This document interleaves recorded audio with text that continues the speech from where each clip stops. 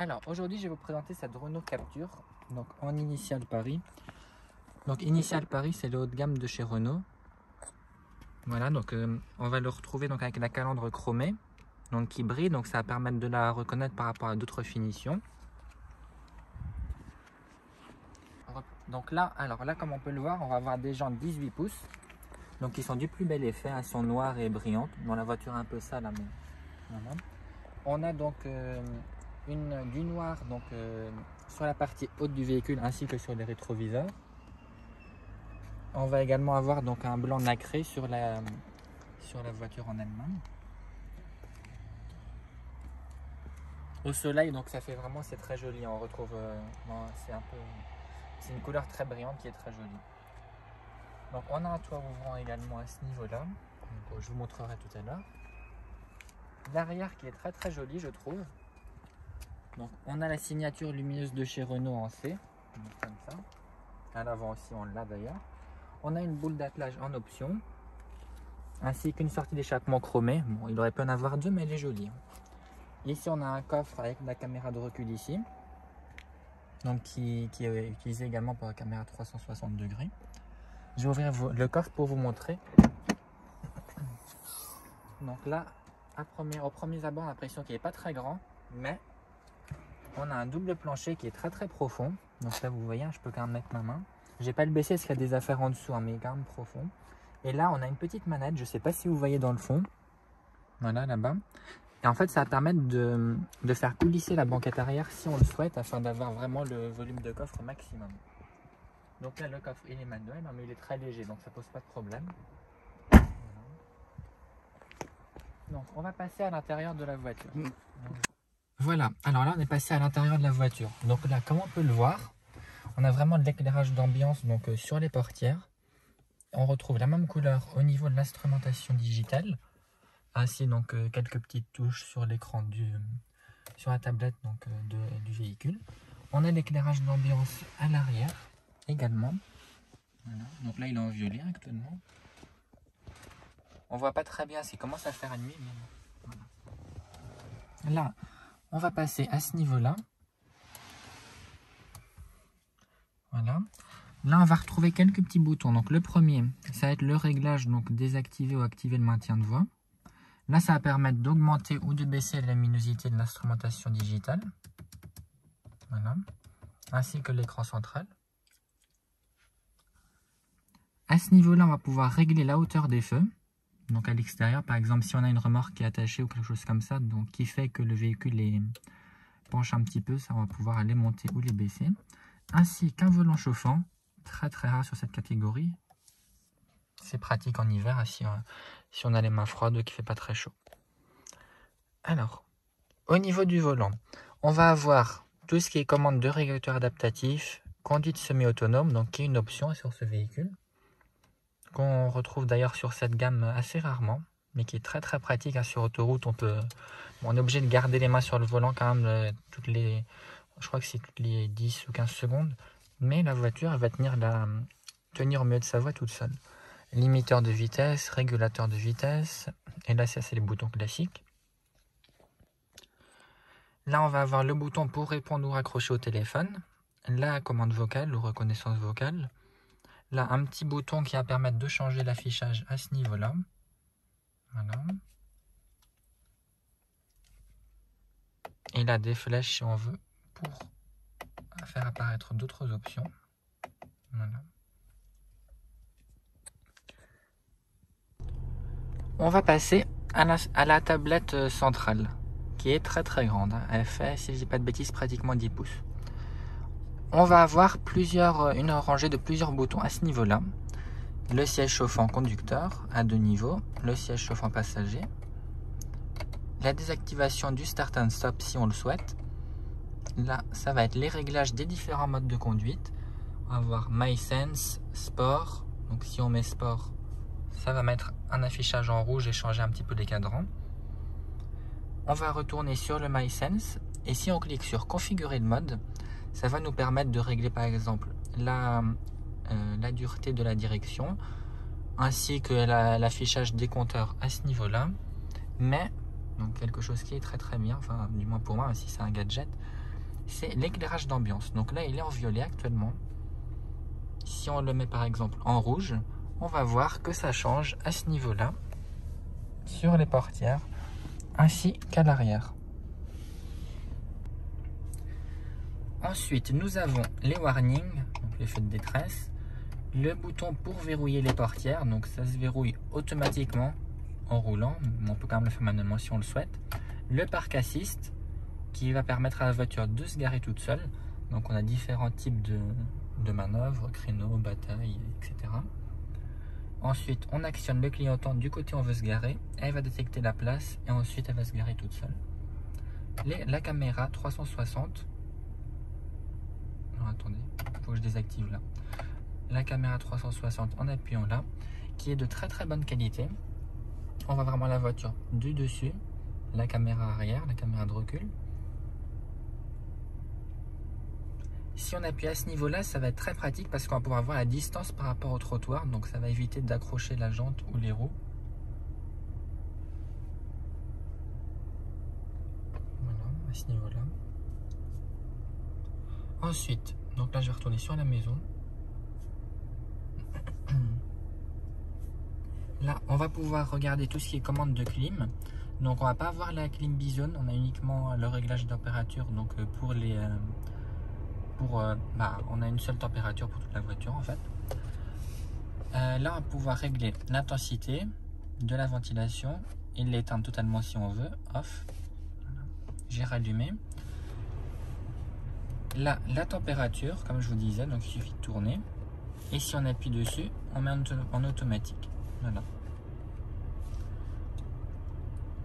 Dégivrage avant, dégivrage arrière, c'est très très classique. Recyclage de l'air.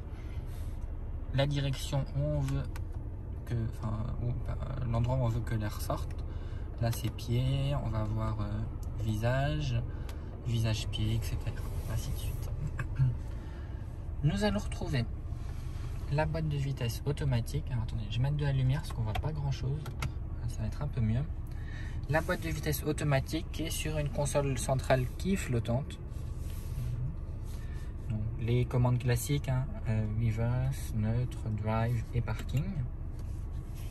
Il suffit juste de faire une impulsion pour aller en drive. Et là, ça se met en blanc. Ça flash. Marche arrière vers l'avant. Ça affiche la caméra automatiquement. Et parking, on a juste à appuyer à ce niveau-là. On va aller au niveau en dessous de la console.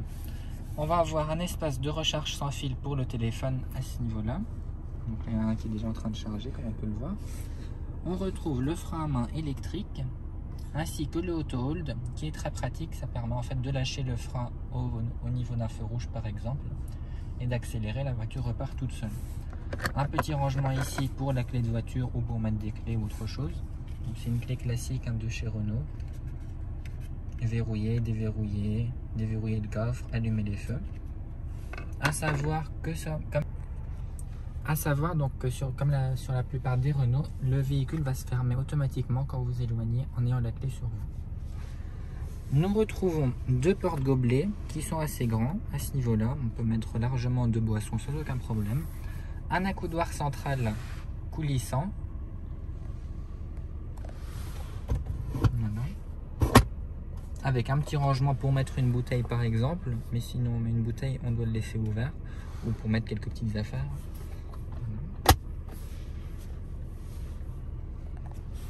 On retrouve à ce niveau un rétroviseur donc intérieur sans contour qui fait très haut de gamme.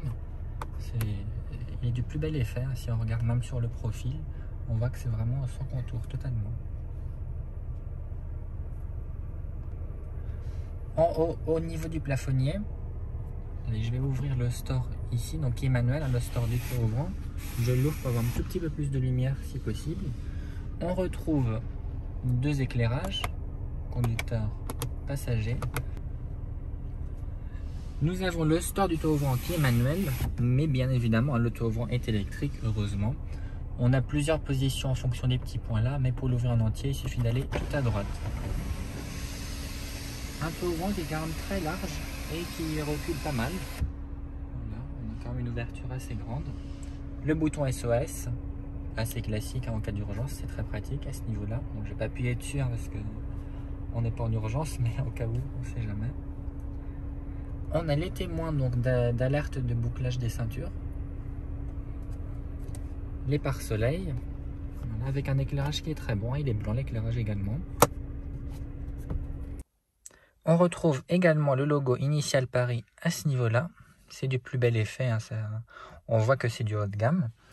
Là, on va avoir toutes les commandes des vitres, les 4 vitres électriques à impulsion.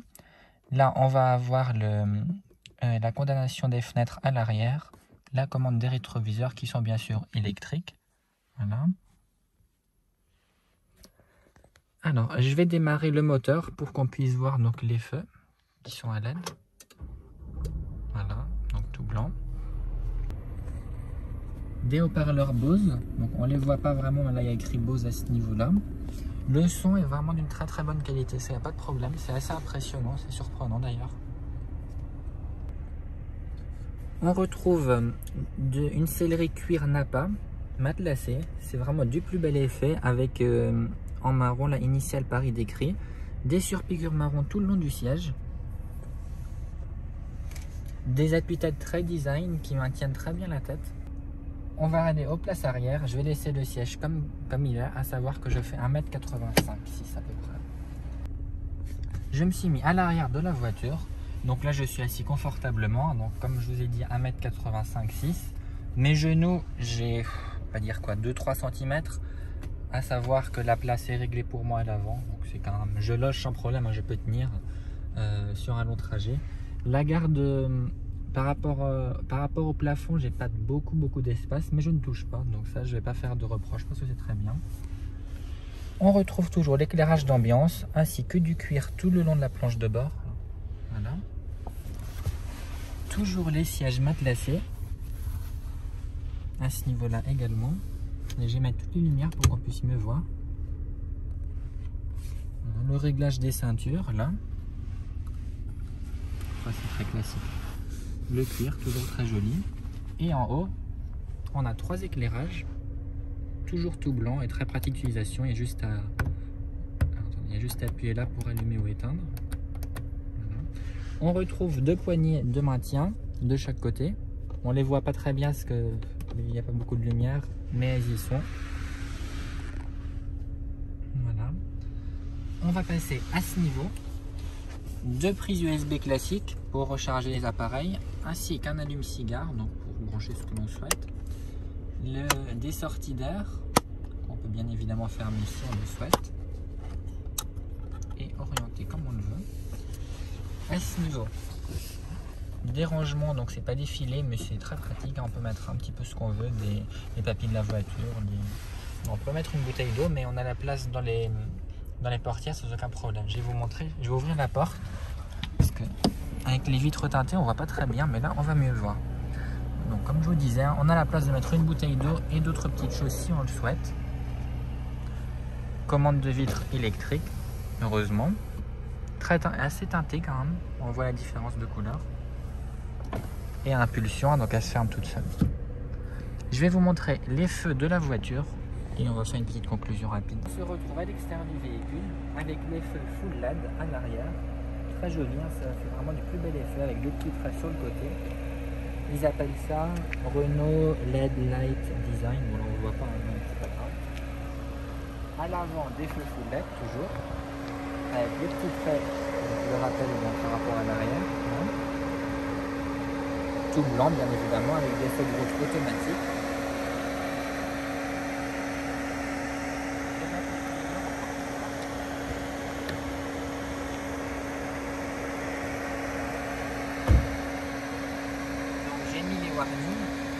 On voit que même les clignotants ils sont à LED à l'avant.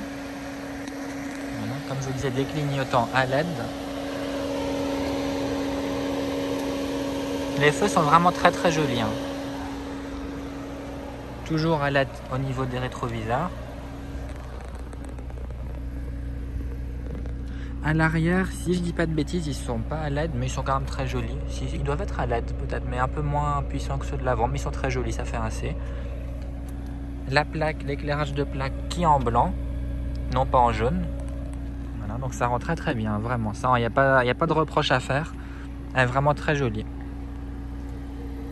Je vais vous montrer rapidement les feux de recul également. Alors, là, on retrouve les feux de stop à ce niveau-là. Voilà. Et les feux de marche arrière en bas, en blanc. Qui rendent vraiment très très bien, parce qu'en plus c'est des LED blancs, c'est pas des jaunes. Voilà. On a fait le tour du véhicule. C'est vraiment une voiture qui présente des prestations très haut de gamme, surtout pour cette catégorie-là. On retrouve notamment conduite semi-autonome, volant chauffant, siège conducteur électrique, siège chauffant bien évidemment, une sellerie qui est très jolie à l'intérieur, tout ce qui est toit ouvrant, etc. Feu full LED. De mon point de vue, ça peut totalement concurrencer les allemandes. Après, c'est une question de point de vue bien évidemment, mais elle a tout pour bien réussir. Une boîte automatique, un design très très réussi qui fait très moderne, assez sportif avec les deux couleurs, noir et blanc. Et voilà, c'est un petit coup de cœur, j'ai envie de dire. Donc c'est terminé pour l'essai de cette capture initiale Paris en TCE 130. Mais si ça vous a plu, surtout n'hésitez pas à vous abonner. Je ferai beaucoup d'autres essais dans le futur parce que je commence juste sur ma chaîne et ça me plaît beaucoup.